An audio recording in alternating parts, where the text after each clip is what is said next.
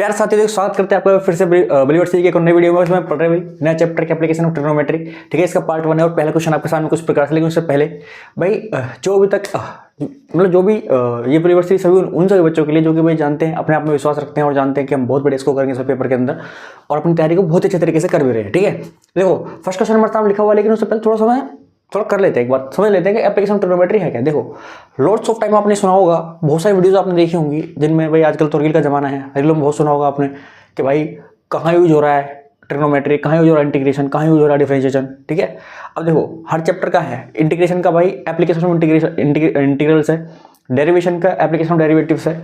ऐसे ही आपके सामने ट्रिग्नोमेट्री का एप्लीकेशन ऑफ ट्रिग्नोमेट्री है। एप्लीकेशन क्या होता है? एप्लीकेशन होता है उसका यूज। ठीक है, रियल लाइफ में यूज क्या, देखो ये क्वेश्चन जरा पढ़ के देखो एक बार। क्या कह रहा है? From the top of a 7 metre high building. ठीक है, एक बिल्डिंग रियल में हो सकती है और वो 7 मीटर की भी हो सकती है। ठीक है, फिर कह रहा है angle of elevation of the top of the tower is 60 degree and the angle of depression is the foot of the tower is 30 degree. और देखो एलिवेशन क्या है, डिप्रेशन क्या है, अगर आप जानते हो बहुत अच्छी बात है, नहीं जानते तो बताऊंगा मैं भी। ठीक है, दूसरी चीज है find the height of the tower. ठीक है, मतलब कि टावर की हाइट निकलवा रहा है, which means real life example है आपके सामने। ठीक है, तो भाई ये एप्लीकेशन है, यही यूज है ट्रिग्नोमेट्री का। ठीक है, अगर आपसे कोई पूछे कि भाई कहाँ यूज करते हो तो बताओ कि भाई आपने 10th क्लास नहीं पढ़ी है सही से। अगर आपने 10th क्लास नहीं पढ़ी है तो फिर आप नहीं बता पाओगे। ठीक है, चलो ये तो हम 10th क्लास में सीख लेते हैं कि ट्रिग्नोमेट्री का यूज है। चलो भाई, तो ये क्वेश्चन को करने से पहले हमें थोड़ा सा कॉन्सेप्ट हमें करना है। देखो आपके पास में आज के टाइम में जो आपका 10th क्लास का पेपर आता है वो 2 टाइप से आता है। एक तो उसमें आपके होते हैं 20 MCQs। ठीक है, 20 MCQs होते हैं भाई। अब मैं इसमें आपके उनको भी गिन रहा हूँ, जो आपके 2 असर्शन रीजनिंग वाले क्वेश्चन होते हैं उनको भी इसमें काउंट कर रहा हूँ, कोई प्रॉब्लम नहीं है। ये होते हैं, बाकी आपका होता है सारा का सारा डिस्क्रिप्टिव पेपर। देखो दोनों, ये जो क्वेश्चन आएगा भाई दोनों में आएगा, ये MCQ में भी आएगा और ये डिस्क्रिप्टिव में भी आएगा। अब यहाँ पर टाइम मैनेजमेंट बहुत जरूरी है आपके लिए। वो 20 क्वेश्चन में आप घंटा भी लगा सकते हो, वो 20 क्वेश्चन आपके 20 मिनट में हो सकते हैं। ठीक है, तो ये बेहद जरूरी है कि हम उनको 20 मिनट में ही करें। जब MCQ आपके सामने तो 20 मिनट में करें। तो मतलब कि ऐसा क्वेश्चन अगर आपके सामने MCQ में आता है तो उसके लिए मैं आपको सिखाऊंगा ट्रिक। उसके लिए मैं क्या सिखाऊंगा आपको? ट्रिक। ठीक है, और दूसरा अगर ये डिस्क्रिप्टिव में आता है तो भाई इसके लिए हम सीखेंगे कॉन्सेप्ट। ठीक है, मतलब हम दोनों चीजें यहाँ पर अपनी मजबूत करके चलेंगे, चिंता करने की कोई भी जरूरत नहीं है। ठीक है, वीडियो हो सकता है कि क्वेश्चन नंबर ऑफ क्वेश्चन कम हो जाए, क्योंकि लिखना पड़ता है भाई इतना बड़ा ये इस तरीके से। ठीक है, नंबर ऑफ क्वेश्चन कम हो जाए और आपका थोड़ा लेंथी वीडियो बने, कोई प्रॉब्लम नहीं है हमको, हमें बस सीखना है। ठीक है, अब एक दिन में एक और नई चीज करने जा रहा हूँ मैं, जो कि भाई इस तरीके से कुछ ऐसा होगा कि भाई आपको ना एक दिन में 2 वीडियो मिलेंगे, सुबह को शाम को, क्योंकि हमें सिलेबस कवर करना है। मैं चाहता हूँ कि आपके एग्जाम से 15 दिन पहले मैं सिलेबस खत्म करा दूं, मतलब कि जनवरी के लास्ट तक मैं ये सिलेबस खत्म करा दूं, ताकि हम जो है फिर थोड़ा बहुत एक और कुछ नया कर सकें। ठीक है, MCQs करके कुछ सोच रहा हूँ। ठीक है, चलो तो ये है, इसको चलो साइड करते हैं। लेकिन पढ़ना क्या, देखो एप्लीकेशन ट्रिग्नोमेट्री है, मतलब ट्रिग्नोमेट्री का यूज कैसे करना है। तो सबसे पहले हमको बेसिकली यहाँ पर करना क्या है कि हमें इस तरीके से कोई प्रॉब्लम दी जाएगी जिसमें हमें यहाँ पर मोस्टली हमारा बनेगा, मोस्टली क्या ज़्यादातर हमेशा बनेगा राइट एंगल ट्रायंगल बनेगा एक। ठीक है, क्या बनेगा? एक राइट एंगल ट्रायंगल बनेगा। यहाँ पर हम पाइथागोरस नहीं लगाएंगे। ठीक है, हम एक एंगल दिया जाएगा, कोई भी थीटा वगैरह या फिर निकालना होगा, कुछ भी करना होगा उसके लिए। ठीक है, वहाँ पर हम यूज करेंगे टेन थीटा का या फिर साइन थीटा का या फिर cos थीटा का भी यूज कर सकते हैं। ठीक है, कोई प्रॉब्लम नहीं है। हालांकि और का भी यूज कर सकते हैं, लेकिन इनसे हमारा काम हो जाएगा, बाकी पे जाने की जरूरत नहीं है हमको। ठीक है, और इनको आपको जो आपका PBHB ये आपका है, PHB ये आपको अच्छे से बढ़िया तरीके से याद होना चाहिए। इसके लिए बस बता रहा हूँ कि क्या क्या जरूरत पड़ेगी हमको यहाँ पर। ठीक है, और एक दूसरी चीज जो हम ट्रिक सीखेंगे उनके लिए आपको 2 चीजें याद करनी है, जो मैंने आपको ट्रिग्नोमेट्री में बोला था करने को, यहाँ भी बोल रहा हूँ। देखो ट्रिग्नोमेट्री में मैंने आपको बोला था कि जब हमने आपका टेबल यानी कि ट्रिग्नोमेट्रिक रेशियोज की वैल्यू, यानी कि 60 डिग्री, 30 डिग्री, 45 डिग्री, ठीक है, इनकी वैल्यूज याद करने के लिए बोला था। तो हमने 2 ट्रायंगल ड्राइव करे थे वहां पर, और उन 2 ट्रायंगल को बोला था कि इनको याद कर लेना। ठीक है, उनको आप अब भी याद करेंगे। देखो यहाँ पर अगर मान लो ये 30 डिग्री है और यहाँ पर अगर ये 60 डिग्री है, तो आपको पता होना चाहिए कि 1 होता है, ये 2 होता है और ये होता है √3। ठीक है, कोई दिक्कत नहीं। दूसरा, अगर यहाँ पर आपका 45 डिग्री है तो आपका ऑटोमेटिकली ये भी 45 डिग्री हो जाता है, और इसके लिए आपको याद होना चाहिए ये दोनों 1 और ये होता है √2। सिंपल से 2 ट्रायंगल हैं, ये आपको याद होनी चाहिए। ठीक है, इनसे हमारे MCQ ना चुटकी बजाते हो जाएंगे, चुटकी हो जाएंगी और MCQ सॉल्व हो जाएंगे। ठीक है, तो इसलिए बहुत जरूरी है कि आप इन दोनों ट्रायंगल को बहुत अच्छी तरीके से याद कर लो, और बाकी हम कॉन्सेप्ट तो भाई सीखेंगे ही। ठीक है, और कॉन्सेप्ट इसमें कुछ नहीं है, सिर्फ यही आपका लगेगा वही आपका परपेंडिकुलर अपना हाइपोटेन्यूस बेस अपना हाइपोटेन्यूस इन्हीं का यूज करके हम करने वाले हैं। देखो पहला क्वेश्चन हम सॉल्व करने जा रहे हैं, चलो उसकी तरफ बढ़ते हैं। चलो देखो फर्स्ट क्वेश्चन क्या कह रहा है, ये कह रहा है from the top of 7 metre high building, ठीक है, the angle of elevation of the top of the tower ठीक है, is 60 degree and the angle of depression of the foot of the tower is 30 degree. कह रहा है find the height of the tower. मेरी बात सुनो, देखो building और हाइट आपको ये दो चीजें पता होनी चाहिए। बिल्डिंग जो होता है, सॉरी बिल्डिंग और टावर, बिल्डिंग जो होता है और जो टावर होता है, दोनों में डिफरेंस क्या है? टावर भाई बहुत बड़ी चीज होती है, मतलब कि एक बहुत ही बड़ी सी कोई बिल्डिंग होती है बहुत बड़ी, उसको हम टावर बोल देते हैं। जैसे कि कोई 20 मंजिला इमारत है, कोई 30 मंजिला इमारत है, उसको बिल्डिंग बोल देते हैं। लेकिन अगर सिर्फ बिल्डिंग, मतलब सॉरी टावर बोल देते हैं। और अगर सिर्फ हम बिल्डिंग की बात करें तो बिल्डिंग भाई एक छोटा सा घर भी एक बिल्डिंग हो सकती है, 2 मंजिल बिल्डिंग हो सकती है, इस तरीके से, समझ रहे हो ना।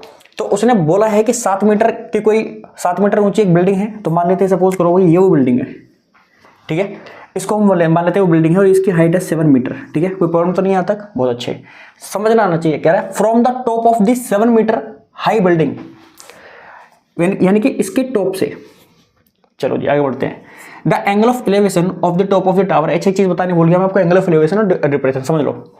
देखो भाई सपोज करो कि ये कुछ है, ये जमीन पर कोई पॉइंट है, इस तरीके से समझ लेते हैं। अभी यहाँ पर ये पॉइंट है कोई, अगर मैं इस पॉइंट से इस ये जो भी है टावर बिल्डिंग जो भी हो या पोल वोल कुछ भी हो, अगर मैं इसके एंगल ऑफ एलिवेशन की बात करूं तो वो होता है ये, this is the angle of elevation. और अगर यहीं से इसके टॉप से मैं, ठीक है, इस फुट के एंगल ऑफ डिप्रेशन की बात करूं तो वो हो जाएगा कुछ इस तरीके से, ये हो जाएगा एंगल ऑफ डिप्रेशन। और ये ध्यान रखना, अगर एक ही बिल्डिंग के लिए बात हो रही है तो इस तरीके से ये दोनों आपस में होते हैं बराबर। हालांकि कोई दिक्कत नहीं है, बस आप ये याद रखो कि इस तरीके से ये आपका एंगल ऑफ डिप्रेशन होता है, ये आपका एंगल ऑफ एलिवेशन होता है, ठीक है। अभी देखो इसी क्वेश्चन में दोनों का यूज है। तो उसने बोला कि एक टावर है, अब टावर तो ऑब्वियसली इससे बड़ा ही होगा भाई, उससे ऊंचा ही होगा टावर, तो ये टावर है मान लेते हैं। चलो, तो इसके टॉप से इसके टॉप का हमें एंगल ऑफ एलिवेशन दे रखा है, ये वाला, ये दिया हुआ है 30 डिग्री। बस यही सारा खेल है, बाकी सब आसान है। 30 60 डिग्री, ठीक है। The angle of elevation of the top of the tower is 60 degree. अब क्या कह रहा है आगे? And the angle of depression of the foot of the tower is 30 degree, मतलब यहीं से इसके फुट, यानी कि ये,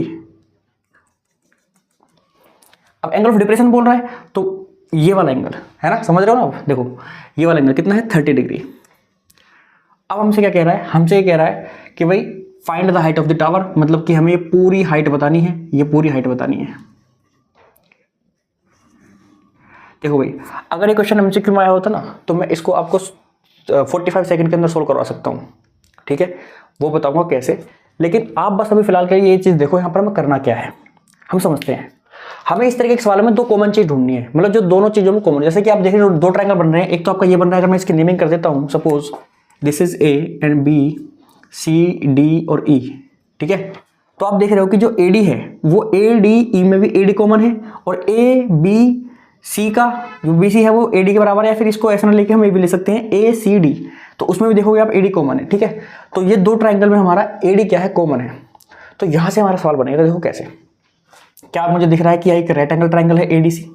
आप बोलोगे बिल्कुल ठीक सर। तो चलते हैं भाई इन ट्रायंगल, सबसे पहले आपको लिखना है इन ट्रायंगल एडीसी,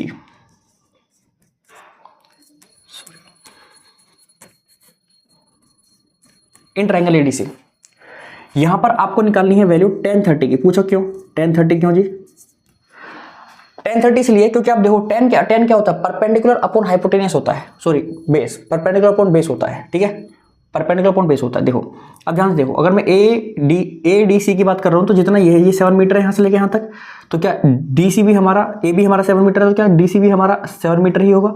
सही बोल रहा हूँ या नहीं? तो ये मेरा परपेंडिकुलर हो गया, ये मेरा बेस हो गया, तो मुझे चाहिए परपेंडिकुलर अपॉन बेस, तो मेरा बेस आ जाएगा ना यहाँ से। चलो मैं निकाल सकता हूँ, tan 30 इज इक्वल्स टू, ठीक है, कितना आ जाएगा, परपेंडिकुलर अपॉन बेस, यानी कि C D upon A D, C D upon A D. देखो मैं इतना इस पहले क्वेश्चन में कर रहा हूँ, आगे से नहीं करूँ, आगे थोड़ा डायरेक्ट चलेगी बात, समझो। अब ये हो जाएगी tan 30 की वैल्यू 1 अपॉन √3, आपको पता होनी चाहिए, ठीक है। दूसरा सी डी आपका क्या है जी, 7 मीटर, बहुत बढ़िया।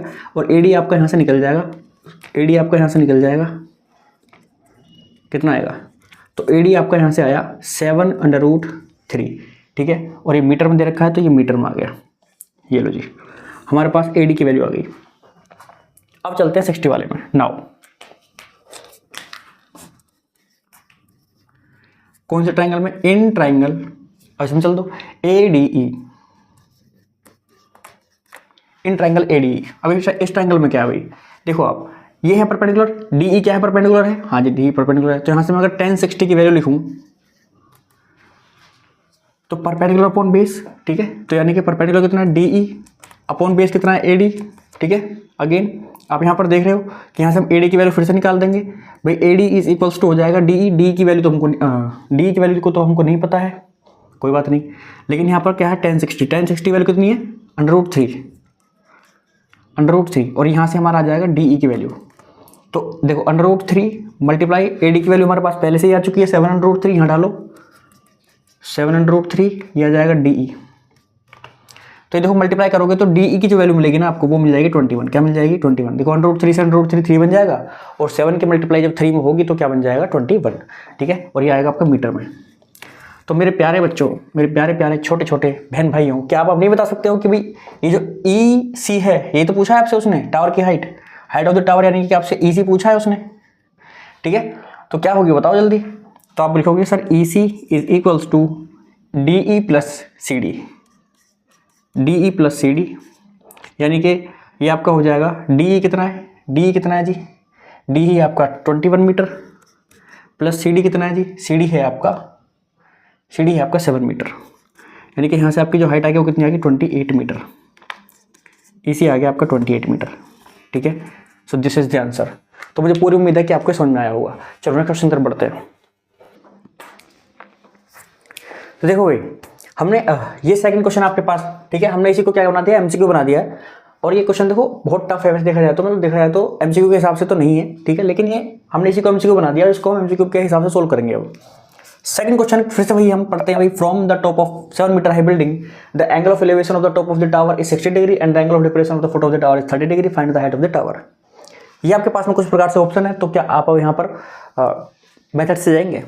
देखो जाने को जा सकते हो, मुझे प्रॉब्लम नहीं है, आपको वो आता है, ठीक है, लेकिन मैं आपको सिखाने आया हूँ यहाँ पर ट्रिक पे, ठीक है। हालांकि मैं ये बाद में सोच रहा था कि हम बाद में शुरू करेंगे, लेकिन अभी भी बता सकता हूँ मैं एक आध वीडियो में, तो कोई दिक्कत नहीं है, ठीक है। चलो देखो मेरी बात ध्यान सुनो, करना क्या है आपको भाई, देखो वो डायग्राम तो आपको बनाना ही होगा। वो डायग्राम यानी ये 7 मीटर हाई बिल्डिंग, ये वो टावर, सुंदर सा टावर, ये तो आपको बनाने ही होंगे, ठीक है। इस तरीके से ये आपका 60 डिग्री यहाँ से यहाँ तक एंगल ऑफ एलिवेशन दिया हुआ है, फिर आपको ये एंगल ऑफ डिप्रेशन दिया हुआ है 30 डिग्री, ठीक है। ये 7 मीटर तो ये भी 7 मीटर है, इस तरीके से आप ले सकते हैं, ठीक है। अब देखो उसको सोल्व कैसे करना है। मैंने बोला था कि आपको 60-30 का दे रखा है, तो आपको ट्रायंगल याद होना चाहिए 60-30 वाला। अगर आपको याद नहीं है तो भैया उसको कहीं को साइड में लिख के बना लो, याद करो उसको, ठीक है। ये 1 होता है, ये 2 होता है, ये होता है √3।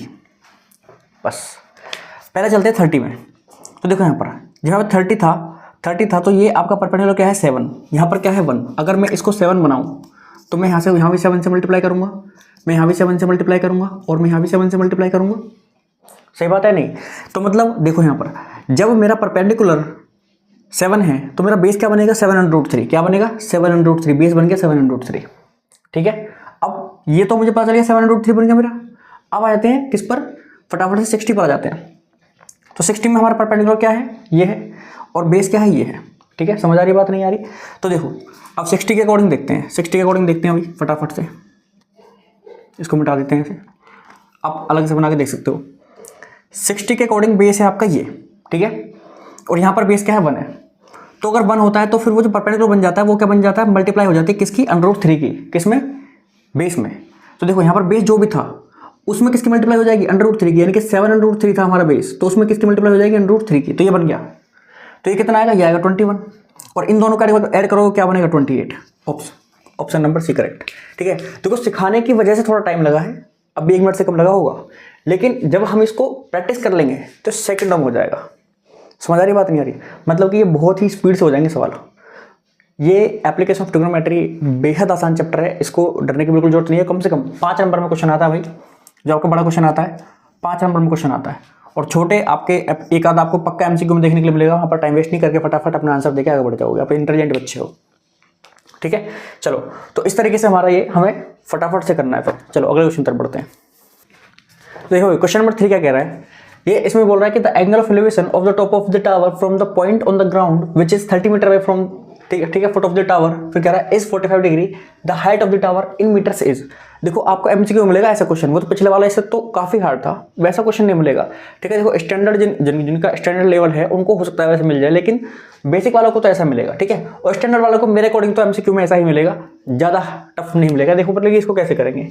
अब क्योंकि मुझे पता है कि एंगल ऑफ एलिवेशन है 45 डिग्री और वो डिस्टेंस उसकी फुट से कितनी है 30 मीटर, और आपसे पूछा क्या है, हाइट पूछी है, तो भाई वो भी 30 मीटर हो जाएगी, खत्म कहानी यहीं पर। अब आप निकालो कैसे, देखो कैसे कर अपने, हमें पता है इस तरीके से, वो ट्रायंगल हमको याद है कि ये दोनों होते हैं 1 और ये होता है भाई √2। अगर ये हमारा होता है 45 तो ठीक है, तो मतलब कि हमें ये उसने 30 दिया हुआ है, तो फिर इसका मतलब ये भी 30 होगा ना, जब ये 1 था तो ये 1 होगा, ये 30 होगा तो ये भी 30 होगा, सिंपल, खत्म कहानी यहीं पर। ये आपको ट्रिक याद है तो हो जाएगा ना सेकंडों में। ठीक है, हमें करने की जरूरत है वो ए बी मान के ऊपर, एमसीक्यू में आएगा तो ट्रिक लगाओ, सिंपल, आगे बढ़ो। देखो क्वेश्चन नंबर 4। अब ये कह रहा है कि from the top of the tower, ठीक है 100 मीटर हाई, एक टावर है जिसकी हाइट दे रखी है 100 मीटर। कह रहा man observes 2 cars on the opposite of the tower. ठीक है, सपोज करो कि भाई ये हमारा टावर है, तो वो एक कार को इस साइड ऑब्जर्व करता है और दूसरी कार को इस साइड ऑब्जर्व करता है। ठीक है, चलो अब कह रहा है कि द टावर, ठीक है tower with angle of depression 30 degree and 45 degree. Suppose करो कि हमारे पास एक कार यहाँ पर है भाई, दूसरी कार यहाँ पर है, ठीक है, कोई दिक्कत नहीं है। अब उसका दिया हुआ है उसने एंगल ऑफ डिप्रेशन, यानी कि ये मतलब कि अगर मैं इस तरीके से ऊपर एक लाइन ले लूँ हवा में, तो मैं ये गिवन है इधर से भी, मान लो ये इधर 45 डिग्री दिया हुआ है तो ये इधर 30 डिग्री दिया हुआ है, दोनों का एंगल ऑफ डिप्रेशन हमको दिया हुआ है। फिर कह रहा है कि find the distance between the cars. अब मान लो ये कार है हमारी इधर यहाँ पर और दूसरी कार है हमारी यहाँ पर। ठीक है, अगर मैं इसकी नेमिंग कर दूँ तो ये आपका ABC और इसको अगर मैं D मान लूँ तो हमसे AB + BC पूछा उसने, यानी कि AC पूछा है, और ये हमें दे रखा है 100 मीटर ये हाइट। अगर देखो यहाँ तक तो मैंने क्वेश्चन सजाया है, यहाँ से टाइम मत लगाना, ये तो आपको करना नहीं है, एकदम सजा करके जल्दी कर देना ऐसे जल्दी। लेकिन अगर ये एमसीक्यू में आता क्वेश्चन तो कैसे करना, देखो भाई आपको पता है कि भाई ये 45 डिग्री है तो मतलब ये भी 45 डिग्री है, मैंने आपको पहले बताया था एंगल ऑफ डिप्रेशन का ये वाला सीन। ऐसे ही आपका ये 30 है तो फिर ये भी 30 है, सही बोल रहा हूँ या नहीं। जब ये 45 होता है तो आपको पता है जितनी हाइट होती है उतना ही बेस होता है, मतलब ये भी 100 ही हो जाएगा, सही बात। और जब आपको पता है कि 30 डिग्री का एंगल होता है इस तरीके से, तो ये आपका 30 अगर होते ही 1 होता है तो ये √3 होता है यहाँ पर, तो अगर ये 1 है तो विच मीन्स उसमें मल्टीप्लाई हो जाती है √3 की, तो यानी कि ये हो जाएगा √3 × 100। ये आपका AB है, दोनों को ऐड कर दो भाई, अगर √3 की वैल्यू 1.73 रखेंगे तो 100 से वो 173 बन जाएगा, 173 बन जाएगा, तो 173 + 100 कितना हो जाएगा 273, क्या हो जाएगा 273। ये आपका सेकंडों में आंसर आएगा, सही बोल रहा हूँ मैं गलत। चलो अब चलते हैं मेथड पर चलते हैं, हमारा मेन काम, क्योंकि ये सवाल आपका एमसीक्यू में एक बार ध्यान रखना भाई, ये बहुत इंपॉर्टेंट सवाल है 1001% वाला। आप देखना मैं इसको कितनी बार कराऊंगा आपको इन वीडियोस में, ठीक है, देखना आप। अब इसको हम ऐसा नहीं करेंगे, हम इसको मेथड से करेंगे, ठीक है। ये तो मैंने बताया कि अगर एमसीक्यू में आता तो कितनी आसानी से हो जाएगा, ठीक है। चलो भाई ये आपका इस तरीके से ये रहा, पर हमारा सवाल जो है सच्चों का है। यहाँ तक करना क्या है, 2 ट्रायंगल आपके पास में, आपको पता है कि ये वाला एंगल अगर इतना है तो एंगल ऑफ एलिवेशन भी आपका यही हो जाएगा सेम, कोई दिक्कत नहीं है। आपको पता है कि angle of elevation is equals to angle of depression, ठीक है।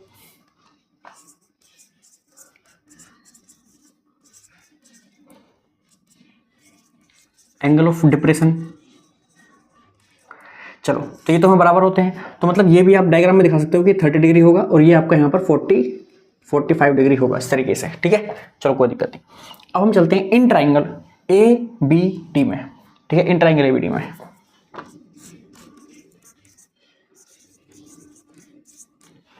चलो तो इसमें क्या है, इसमें हमें निकालनी है tan 30 की वैल्यू, किसकी tan 30, क्यों जी tan 30 क्यों सर भाई, tan 30 इसलिए क्योंकि परपेंडिकुलर और बेस की हमें वैल्यू चाहिए, तो वो तो 10 में होता है। तो परपेंडिकुलर क्या है जी 100, अपोन में बेस कितना है जी AB, तो यहाँ से आपकी AB की वैल्यू क्या आ जाएगी, AB की वैल्यू आ जाएगी, क्योंकि इसकी वैल्यू होती है √1/√3, तो उधर जाकर मल्टीप्लाई हो जाएगी क्रॉस में, तो ये आ जाएगा 100√3, ठीक है, मीटर। चलो क्योंकि मीटर में हमें सारी चीज़ें गिवन है ना, ये 100 मीटर है तो ये भी मीटर में, हमने इस तरीके से निकाल लिया। आगे बढ़ते हैं। नेक्स्ट आपसे कह रहा है, हम चलते कौन से दूसरे ट्रायंगल में चलते हैं, जो कि आपका है ये in triangle CBD, in triangle CBD। तो इसमें आप देख रहे हो कि आप लिखोगे 1045 की वैल्यू। क्यों जी 1045 क्यों? क्योंकि यहाँ भी परपेंडिकुलर की और बेस की तो बात हो रही है, तो परपेंडिकुलर अपॉन बेस या फिर बेस अपॉन परपेंडिकुलर जो कहाँ होता है 10 या कोट, ठीक है, तो 10 ले लेते हैं कोट की जगह पर। तो परपेंडिकुलर क्या है जी 100 और बेस क्या है आपका BC। तो यहाँ से BC की वैल्यू कितनी आ जाएगी, क्योंकि तो 1 होता है, तो बेसिक वैल्यू हो जाएगी 100 मीटर। ये लो जी, हमें क्या चाहिए जी AC क्या होगा AB प्लस BC, जो कि हो जाएगा 100 √3 प्लस 100। √3 की वैल्यू हमको गिवन है तो डालनी है यहाँ पर 1.73 डालेंगे तो 173 हो जाएगा। तो 173 प्लस 100 फिर कह सकते हैं 273 metre. This is the answer. तो दोनों कार के बीच की डिस्टेंस क्या होगी भाई 273 मीटर होगी, ठीक है। और मुझे पूरी उम्मीद है कि आपको सवाल समझ में आ गया होगा और हमने जो ट्रिक से करा सेकंडों में वो भी आपको समझ में आया होगा अच्छे से। अगले क्वेश्चन तक बढ़ते हैं।